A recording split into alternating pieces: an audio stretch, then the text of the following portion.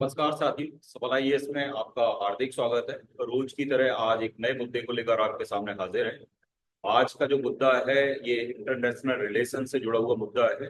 इस पे short note आपको मेंस में भी लिखने को आ सकता है, एमपीपीएससी में, यूपीएससी में भी आ सकता है। साथ में प्री में भी, आगामी जो प्री होगी उसमें भी कुछ क्वेश्चन आ सकते हैं। तो अभी हाल ही में भारत ने बांग्लादेश के साथ जो ट्रेड था उसको क्या करा है, बंद करा है।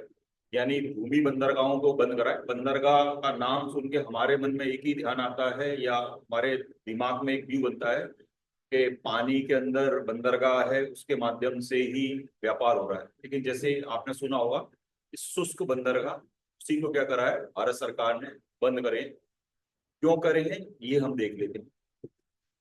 तो इसकी पृष्ठभूमि में जाते हैं।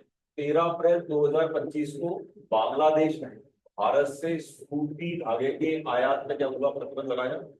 ये सबसे पहले बांग्लादेश ने ये कदम उठाया। और ऐसा क्यों उठाया, क्योंकि आपको पता है कि बांग्लादेश के अंदर अभी बहुत तेजी से घटनाक्रम लगातार परिवर्तित हो रहा है। अंतरिम सरकार है, आर्मी का और जो अंतरिम सरकार के मुखिया हैं उनके बीच में टकराव चल रहा है। बांग्लादेश थोड़ा सा झुका हुआ दिख रहा है किसकी तरफ, चाइना की तरफ से। और जिस प्रकार के संबंध भारत के पिछली सरकार से थे उस प्रकार के संबंध इस समय नहीं दिखाई दे रहे। उसका कारण है कि बांग्लादेश में इस समय राजनीतिक क्या है, अस्थिरता है। तो बांग्लादेश ने जब प्रतिबंध लगाया, इसके अलावा हेलीलैंड पोर्ट के जरिए जो भारतीय चावल का निर्यात होता था उसको भी निलंबित कर दिया। परिणाम स्वरूप हमारे सामने मजबूरी थी, क्या बांग्लादेश हमको आंखें दिखा रहा था। तो प्रतिक्रिया स्वरूप भारत ने 17 मई 2025 को कपड़ों के आयात पे क्या हुआ, प्रतिबंध लगा दिया। इसके अलावा ऐसा नहीं है कि हमने पूरी तरीके से ट्रेड ही बंद कर दिया, नहीं, कुछ चीजों में हमने क्या हुई है, छूट भी दिए। तो छूट कौन कौन से, न्यावा सेवा बंदरगाह से, कोलकाता बंदरगाह से यहाँ पर सामान के आने जाने की छूट है। साथ में मछली, एलपीजी गैस, खाद्यान्न तेल और कुचला पत्थर यानी पत्थर के जो टुकड़े हैं उनके आने जाने पे किसी प्रकार का प्रतिबंध नहीं है। इससे किस पे प्रभाव पड़ेगा, भारत के अंदर किस पे प्रभाव पड़ेगा या कौन से बंदरगाह प्रभावित हो रहे हैं इससे। तो असम, त्रिपुरा, मेघालय, मिजोरम, पश्चिम बंगाल के चकराबाद और फुलवारा, ये एरिया क्या होंगे, प्रभावित होंगे। चालू बंदरगाह दोनों के बीच में कितने थे, तो 24 बंदरगाह थे जो दोनों के बीच ट्रेड कर रहे थे। भारत का ये कदम किस ओर जाता है, या भारत का ये कदम अंतर्राष्ट्रीय राजनीति में या दोनों देशों की राजनीति में क्या बदलाव करेगा। तो देखिए, भारत के कदम उठाने के कारण है बांग्लादेश द्वारा भारत के सामानों पर क्या लगाया जा रहा था, प्रतिबंध लगाया जा रहा था। जब बांग्लादेश हमारे ऊपर प्रतिबंध लगा रहा है तो उसको थोड़ा सा मैसेज क्या हुआ, हमने दिया। इसलिए हमने मजबूरी बस ये क्या हुआ, प्रतिबंध क्या हुआ लगाए हैं। चीन के साथ ढाका के संबंध कुछ ज्यादा ही प्रांगण हो रहे थे या मधुर हो रहे थे। इनमें एक मैसेज है कि अगर आपको इस क्षेत्र में जिस प्रकार का घटनाक्रम है उसमें सभी लोगों को एक दूसरे को साथ के क्या होगा, चलना पड़ेगा। ऐसा नहीं है कि आप भारत की अनदेखी करेंगे और भारत पर प्रतिबंध लगा देंगे या भारत के साथ गलत बर्ताव करेंगे या भारतीयों के साथ गलत बर्ताव करेंगे तो भारत क्या होगा, सहन करता रहेगा, नहीं। नया भारत है, उठ खड़ा हुआ है, प्रतिक्रिया क्या होगा, देगा ही देगा। भारत विरोधी बयान लगातार बांग्लादेश के प्रशासनिक अधिकारियों द्वारा दिए जा रहे थे। और जो बयान दिए जा रहे थे वो किसी भी स्थिति में स्वीकार योग्य नहीं थे। तो भारत ने ये कदम क्या हुआ, उठाया है।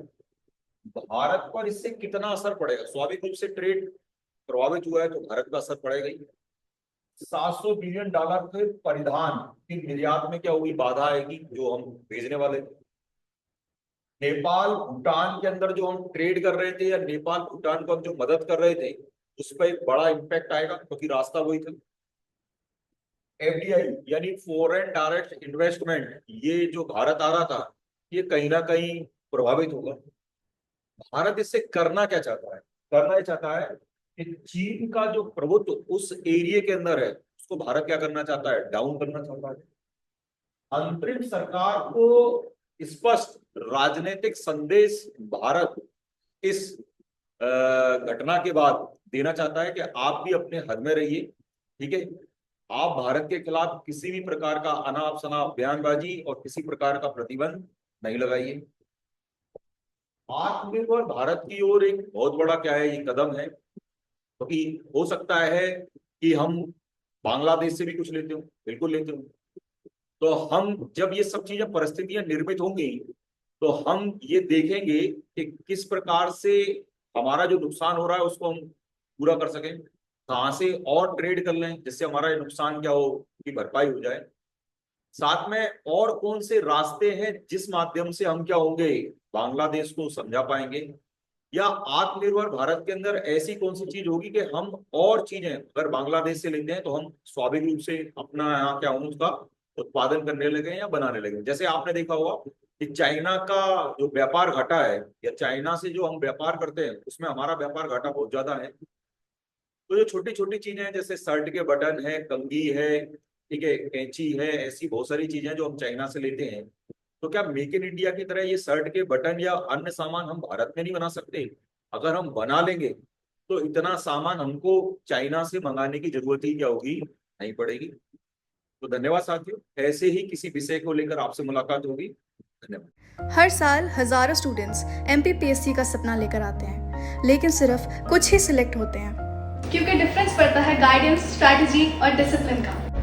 इसलिए सफल IAS लेकर आ रहा है MPPSC प्री प्लस मेंस का नया बैच, जहां आपको मिलेगा complete course coverage, expert faculty, daily practice sessions और full length test series. Hundreds of students ने सफल IAS के साथ प्री से लेकर इंटरव्यू तक सक्सेस हासिल की है। नया बैच जल्दी शुरू हो रहा है, सीट्स लिमिटेड है।